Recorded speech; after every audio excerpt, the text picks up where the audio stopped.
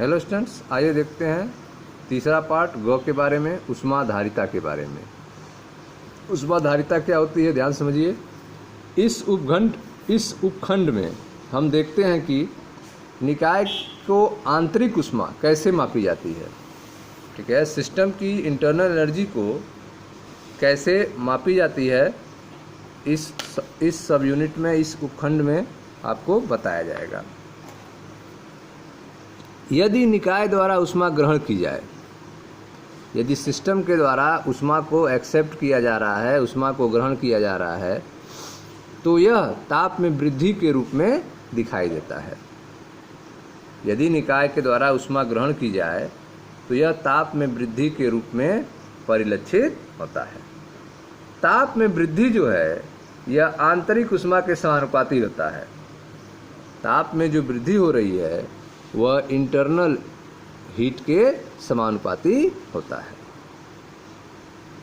ठीक है, अर्थात Q समानुपाती डेल्टा T, या Q बराबर गुणांक इंटू डेल्टा T। ठीक है, तो आप देख रहे हैं इस उपखंड में निकाय को आंतरिक ऊष्मा कैसे मापी जाती है। निकाय की आंतरिक ऊष्मा कैसे मापी जाती है, तो यदि निकाय द्वारा ऊष्मा ग्रहण की जाए तो यह ताप वृद्धि के रूप में दिखाई देता है। ताप में वृद्धि जो है आंतरिक ऊष्मा के समानुपाती होती है। ताप में वृद्धि आंतरिक ऊष्मा के समानुपाती होती है। अतः Q बराबर गुणांक इंटू डेल्टा T। गुणांक का मान जो है निकाय के आकार, संगठन और प्रकृति पर निर्भर करता है।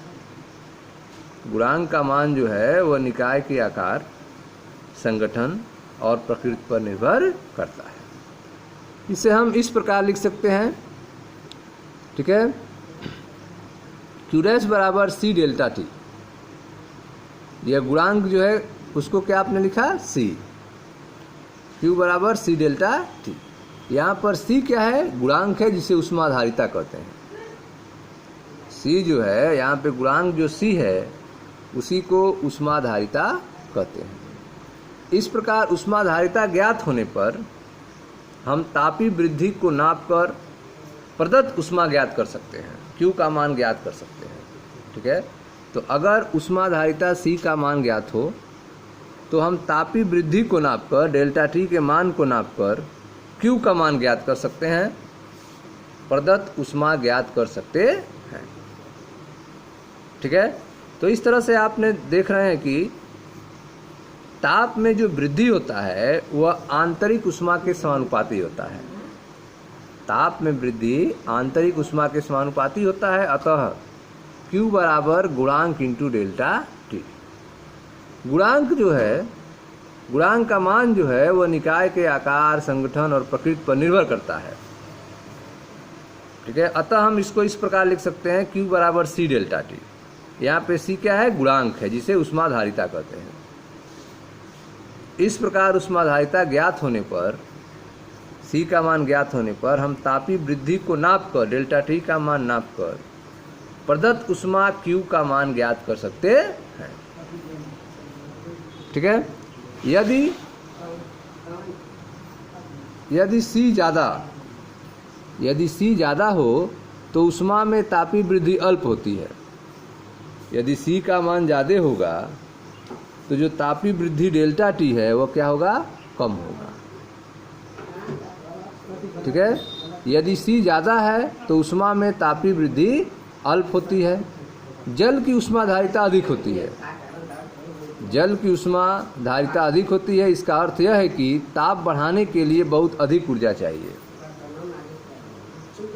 जल की ऊष्माधारिता C का मान अधिक होता है, अर्थात जल के ताप बढ़ाने के लिए बहुत अधिक ऊर्जा चाहिए। ऊष्माधारिता C जो है वह पदार्थ की मात्रा के समानुपाती होता है। ऊष्माधारिता C पदार्थ की मात्रा के समानुपाती होता है। किसी पदार्थ की मोलर ऊष्माधारिता क्या होती है, तो किसी पदार्थ की मोलर ऊष्माधारिता Cm बराबर C/N होता है। किसी पदार्थ की मोलर ऊष्माधारिता Cm बराबर C/N। 1 मोल की ऊष्माधारिता है। ठीक है, मोलर ऊष्माधारिता क्या होती है? 1 मोल की ऊष्माधारिता है, जिसको Cm से लिखते हैं, और यह होता है C/N। यह ऊष्मा की वह मात्रा है जो 1 मोल पदार्थ का ताप 1 डिग्री सेल्सियस बढ़ाने के लिए आवश्यक होती है। मोलर ऊष्माधारिता ऊष्मा की वह मात्रा है जो 1 मोल पदार्थ का ताप 1 डिग्री सेल्सियस या 1 केल्विन बढ़ाने के लिए आवश्यक होती है। ठीक है, विशिष्ट ऊष्मा क्या होता है? विशिष्ट ऊष्मा, जिसे विशिष्ट ऊष्माधारिता भी कहते हैं, विशिष्ट ऊष्मा जिसे विशिष्ट ऊष्माधारिता भी कहते हैं, वह ऊष्मा है जो इकाई द्रव्यमान के किसी पदार्थ का ताप 1 डिग्री सेल्सियस या 1 केल्विन बढ़ाने के लिए आवश्यक होती है। ठीक है, तो जब इकाई द्रव्यमान के किसी पदार्थ का ताप 1 डिग्री सेल्सियस या 1 केल्विन बढ़ाने के लिए जो आवश्यक ऊष्मा होती है, उसे विशिष्ट ऊष्माधारिता कहा जाता है।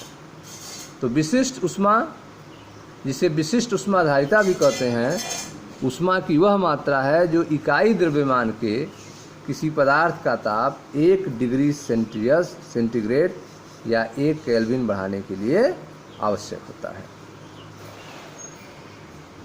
ठीक है, किसी पदार्थ का ताप बढ़ाने का उद्देश्य से, किसी पदार्थ का ताप बढ़ाने के उद्देश्य से आवश्यक ऊष्मा Q ज्ञात करने के लिए पदार्थ की विशिष्ट ऊष्मा C को हम द्रव्यमान m और ताप डेल्टा T से गुणा करते हैं। ठीक है, अगर आपको किसी पदार्थ के ताप बढ़ाने के उद्देश्य से आवश्यक ऊष्मा Q ज्ञात करना हो, किसी पदार्थ के ताप बढ़ाने के उद्देश्य से आवश्यक ऊष्मा Q ज्ञात करना हो, तो इसके लिए पदार्थ की विशिष्ट ऊष्मा C को हम द्रव्यमान m और ताप परिवर्तन डेल्टा T से गुणा करते हैं। तो C को किससे गुणा करेंगे? C into m into delta T से गुणा करने पर हमें आवश्यक ऊष्मा Q का मान ज्ञात हो जाएगा, अर्थात Q बराबर C गुणे m गुणे डेल्टा T।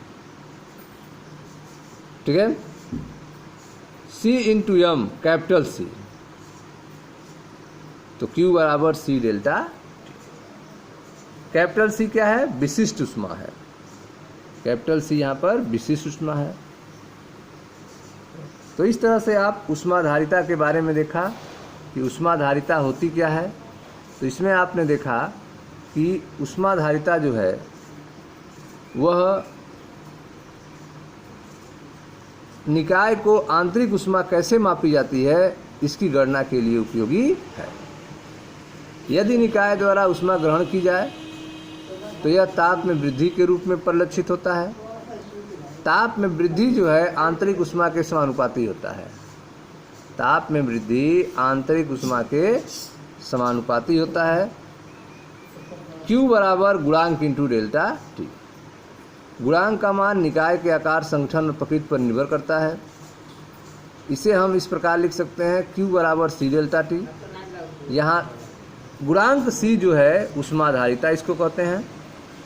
इस प्रकार ऊष्माधारिता ज्ञात होने पर हम तापीय वृद्धि नापकर प्रदत्त ऊष्मा को ज्ञात कर सकते हैं, Q का मान ज्ञात कर सकते हैं।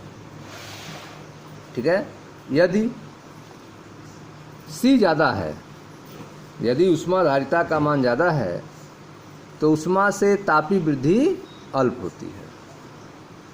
यदि C ज़्यादा है तो ऊष्मा से तापीय वृद्धि कम होती है। जल की ऊष्माधारिता अधिक होती है। इसका अर्थ है कि इसका ताप बढ़ाने के लिए अधिक ऊर्जा चाहिए। ऊष्माधारिता जो C है वो पदार्थ की मात्रा के समानुपाती होती है। ऊष्माधारिता C पदार्थ के मात्रा के समानुपाती होती है। ठीक, किसी पदार्थ, तो आपको बताया जा रहा था कि किसी पदार्थ की जो मोलर ऊष्माधारिता होती है, जिसको Cm से रिप्रेजेंट करते हैं, वह होता है C/N। किसी पदार्थ की मोलर ऊष्माधारिता Cm बराबर C/N। 1 मोल की ऊष्माधारिता क्या होती है? तो 1 मोल की उष्माधारिता को हम Cm से लिखते हैं और यह होता है C/N। यह ऊष्मा की वह मात्रा है जो 1 मोल पदार्थ का ताप 1 डिग्री सेल्सियस या 1 केल्विन बढ़ाने के लिए आवश्यक होता है।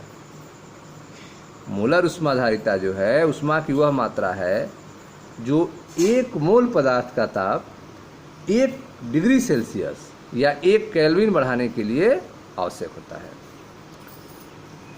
विशिष्ट ऊष्मा, जिसे विशिष्ट उष्माधारिता भी कहते हैं, ठीक है, विशिष्ट ऊष्मा जिसे विशिष्ट उष्माधारिता भी कहते हैं, यह ऊष्मा की वह मात्रा है जो इकाई द्रव्यमान के किसी पदार्थ का ताप 1 डिग्री सेल्सियस या 1 केल्विन बढ़ाने के लिए आवश्यक होती है।